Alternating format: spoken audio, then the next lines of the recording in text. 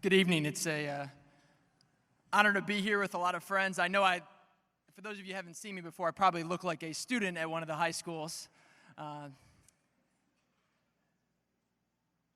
When I was running for the state legislature here in the Cleveland area 6 years ago, I knocked on a lot of doors. And when I was knocking on doors, I had a lot of folks who slammed the door in my face. They said, "Josh, I'll never support you. Get off my doorstep." And I'd say, "Why?" And they'd say, "Because you support vouchers and charter schools." And I was in a district it's mostly suburban district. It was 17 communities here in Northeast Ohio, encompassed Lyndhurst, Mayfield Heights, Pepper Pike, Moreland Hills, Hunting Valley, Chagrin Falls, Bentleyville, Glenville, Oakwood, Walden Hills, Valley View, Brecksville, Broadview Heights, Independence, and Seven Hills. And in these communities, I kept getting the door slammed in my face because I was a supporter of charters and of vouchers and school choice in general. 6 years later, as I stand here this evening, some of the same parents who were slamming the door in my face are some of the strongest proponents of vouchers, and some are actually sitting on the boards of charter schools here in Northeast Ohio. The incredible movement I've seen over the past 6 years while I was in Columbus has been incredible. I believe there's been a great movement of public opinion throughout Northeast Ohio, throughout the state, and frankly, throughout the country. And I think it's because we have great ambassadors.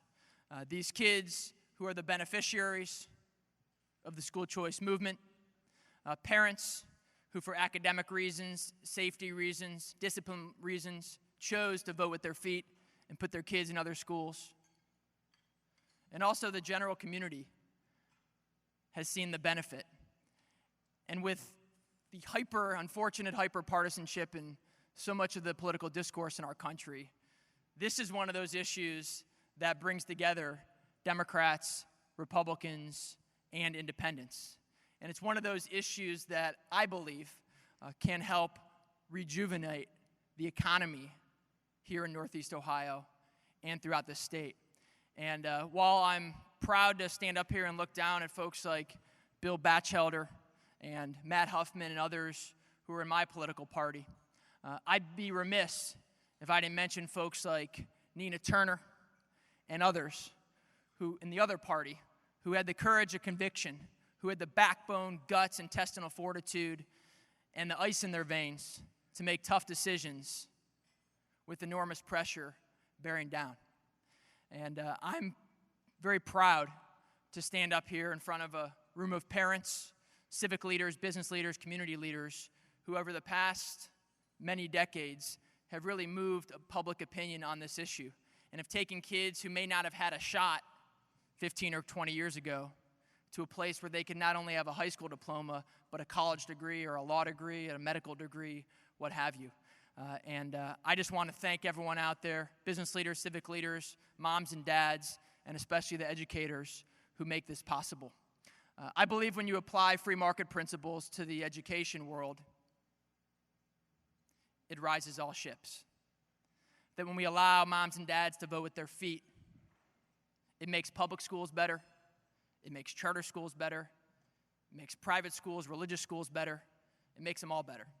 And I say that as the product of public schools, K through 12. My mom worked in the public schools. My sister currently works in the public schools. My grandfather went to John Adams and grew up on Kinsman, and my grandmother grew up on Lakeview and went to Glenville. And so we're a family that went to public schools, but we see the value in having choice in rural areas, in urban areas, in Appalachian areas throughout the state.